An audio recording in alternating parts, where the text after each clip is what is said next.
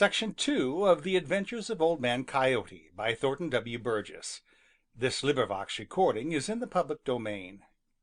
Chapter 5 Reddy Fox Visits Jimmy Skunk Bobby Coon is afraid. Yes, Sir, Bobby Coon is afraid. He doesn't dare go with me to look at that half-eaten chicken over on the Green Meadows. He's a coward, that's what he is. Reddy Fox muttered this to himself as he trotted away from Bobby Coon's big hollow tree in the Green Forest. Reddy was right and he was wrong. He was right in thinking that Bobby Coon was afraid. Bobby was afraid, but that didn't make him a coward. You see, he couldn't see what good it would do him to go see that half-eaten chicken way out there in the Green Meadows so far away from trees. Bobby is like Happy Jack Squirrel. He never feels really safe unless there is a tree close at hand to climb, for Bobby's legs are not very long, and though he can run fast for a little distance, he soon gets out of breath. Then he climbs the nearest tree. But if there had been any really good reason for going, Bobby would have gone even though he was afraid, and that shows that he wasn't a coward. But Reddy Fox likes to think himself very brave and every one else a coward. So he trotted along with his nose turned up in scorn because Bobby Coon was afraid. He was disappointed too, was Reddy Fox. You see, he had hoped to get Bobby to go with him, and when they got there, that Bobby would go close to the half-eaten chicken and try to find out who had left it on the Green Meadows and for what reason. Reddy, who is always suspicious, thought that there might be a trap, and if so, Bobby would find it, and then Reddy would know without running any danger himself. That shows how sly he is. But as long as Bobby wouldn't go, there was nothing for Reddy to do but to try the same plan with Jimmy Skunk, and so he headed straight for Jimmy Skunk's house. Now deep in his heart Reddy Fox hated Jimmy Skunk, and more than once he had tried to get Jimmy into trouble. But now, as he saw Jimmy sitting on his doorstep, Reddy looked as pleasant as only Reddy can. He smiled as if Jimmy were his very best friend. "Good morning, Jimmy Skunk. I'm glad to see you," said Reddy. "I hope you are feeling well this morning." Now Jimmy had had a good breakfast of fat beetles, and he was feeling very good-natured. But he wasn't fooled by Reddy's pleasant ways. To himself he thought, "I wonder what mischief Reddy Fox is up to." But aloud he said, "Good morning, Reddy Fox. You are looking very fine and handsome this morning. Of course, no one who is as big and brave as you are is afraid of the stranger with a terrible voice who has frightened the rest of us so for the last few nights." Now all the time he was saying this, Jimmy knew perfectly well that Reddy was afraid, and he turned his head to hide a smile as Reddy swelled up to look very big and important and replied, "Oh my, no! No indeed! Certainly not! I'm not afraid of anybody or anything. By the way, I saw a strange thing down on the Green Meadows early this morning. It was a half-eaten chicken hidden in a clump of grass and bushes. I wondered if you left it there." Jimmy Skunk pricked up his ears. "No," said he, "I didn't leave it there. I haven't taken a chicken from Farmer Brown's this spring, and I haven't been up to his henhouse for more than a week. Who do you suppose could have left it there? I haven't the least idea unless—" Reddy looked this way and that to make sure that they were alone. "Unless it was the stranger who was frightened every one but me," he finished in a whisper. Jimmy pricked his ears up more than ever. "Do you really suppose it could have been?" he asked. "Come down there with me and see for yourself," replied Reddy, and Jimmy said he would. Chapter 6 Jimmy Skunk Goes with Reddy Fox Jimmy Skunk and Reddy Fox trotted along down the Crooked Little Path to the Green Meadows. Reddy was impatient and in a hurry, but Jimmy Skunk never hurries, and he didn't now. He just took his time, and Reddy Fox had to keep waiting for him. Reddy was nervous and anxious. He kept turning his head this way and that way. He looked behind every little bush and clump of grass. He cocked his sharp ears at every little sound. He sniffed every little breeze. It was very plain that Reddy Fox was ill at ease. "Hurry up, Jimmy Skunk! Hurry up!" he urged every few minutes, and he had hard work to make his voice sound pleasant. But Jimmy didn't hurry. Indeed, it seemed as if Jimmy were slower than usual. The more impatient Reddy grew, the slower Jimmy seemed to go, and every time Reddy's back was turned, Jimmy would grin, and his sharp little eyes twinkled with mischief. You see, he knew that despite all his boasting, Reddy Fox was afraid, and because he wasn't afraid himself, Jimmy was getting a lot of fun out of watching Reddy. Once, when Reddy had stopped to look over the Green Meadows, Jimmy stole up behind him very softly and suddenly pulled Reddy's tail. Reddy sprang forward with a frightened yelp and started to run as only Reddy can. Then he heard Jimmy Skunk laughing and knew that Jimmy had played a joke on him. He stopped short and whirled around. "What are you laughing at, Jimmy Skunk?" he shouted angrily. "Oh, nothing. Nothing at all," replied Jimmy, and his face was as sober as if he never had laughed and never could laugh. Reddy opened his mouth to say something ugly, but suddenly remembered that if he quarreled with Jimmy Skunk, then Jimmy wouldn't go any farther with him. So he gulped down his anger as best he could and grinned sheepishly while he waited for Jimmy to catch up with him. So at last they came to the bunch of grass and bushes in which Reddy had found the half-eaten chicken early that morning. There it lay, just as Reddy had left it. Reddy stopped at a safe distance and pointed it out to Jimmy Skunk. Jimmy looked at it thoughtfully. "Who do you suppose could have brought it away down here on the Green Meadows?" whispered Reddy, as if afraid that some one might overhear him. Jimmy Skunk scratched his head as if thinking very hard. "It might have been Redtail the Hawk," said he at last. "That's so. I didn't think of him," replied Reddy. "But it looks to me as if it were left there in the night, and Redtail never hunts at night because his eyes are for seeing in the daytime and not in the dark," added Jimmy Skunk. "Let's go closer, and perhaps we can tell who left it there." "Of course. That's a good idea," replied Reddy, starting forward as if he were going to walk right up to the chicken. After a few steps he stopped as if he had a sudden thought. "I tell you what," said he. "One of us had better keep watch to see that no danger is near. I am taller than you and can see over the grass better than you can, so I'll keep watch while you see what you can find out." Now Jimmy Skunk saw through Reddy's plan right away, but Jimmy wasn't afraid because he isn't afraid of much of anything, so he agreed. While Reddy kept watch, he carefully made his way to the half-eaten chicken hidden in the clump of grass and bushes. All the time he kept his eyes wide open for traps, but there were no traps there.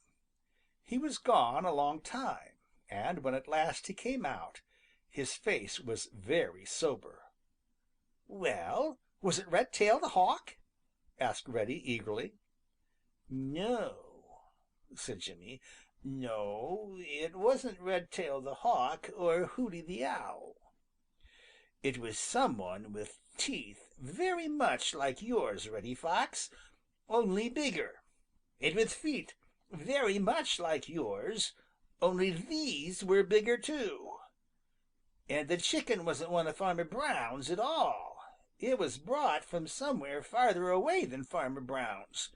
And that shows that it was some one smarter than you, Reddy Fox, because whoever it was knew that if they stole a chicken from Farmer Brown, his boy and Bowser the Hound would come looking for it.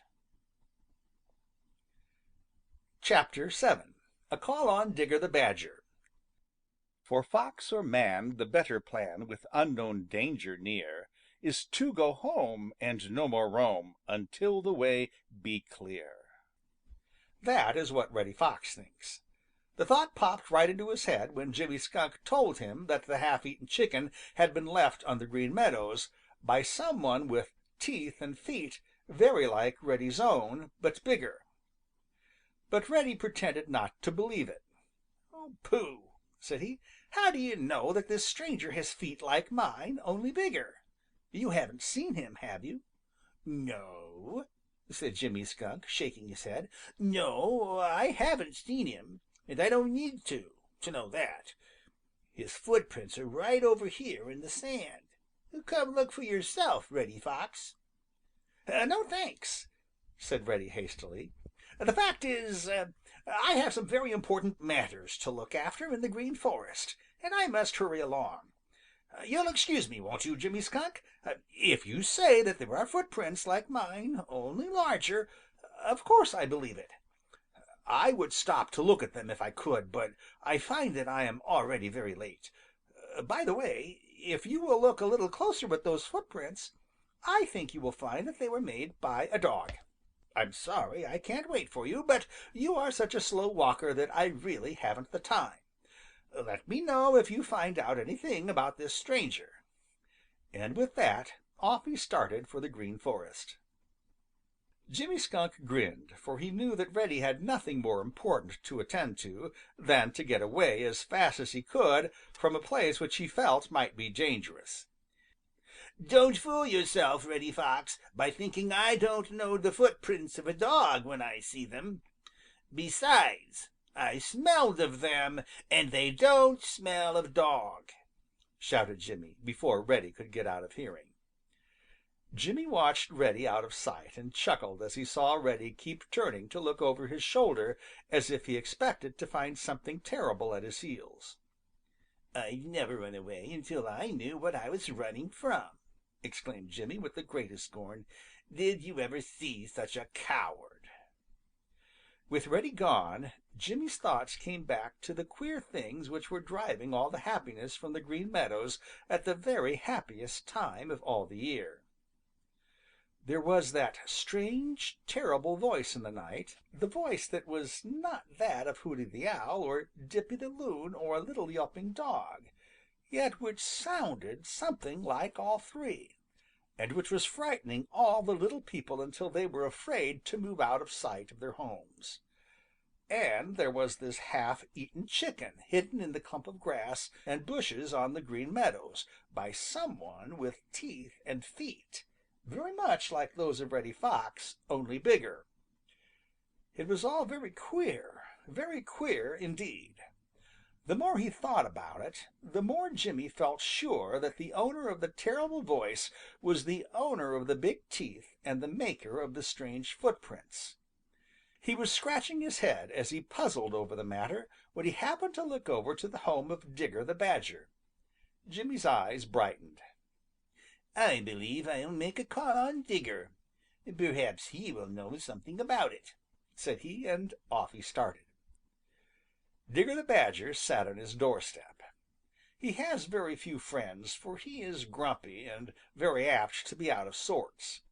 Besides, most of the little people are afraid of him, but Jimmy Skunk isn't afraid of any one but Farmer Brown's boy, and not even of him unless he has his terrible gun. So he walked right up to the doorstep where Digger the Badger was sitting. "Good morning," said Jimmy politely. "Morning," grunted Digger the Badger.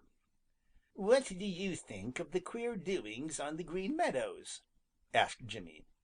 "What queer doings?" asked Digger. Then Jimmy Skunk told all about the strange voice and the strange footprints. Digger the Badger didn't say a word until Jimmy was through. Then he chuckled. "Why," said he, "that is only my old friend from the Great West. Old Man Coyote.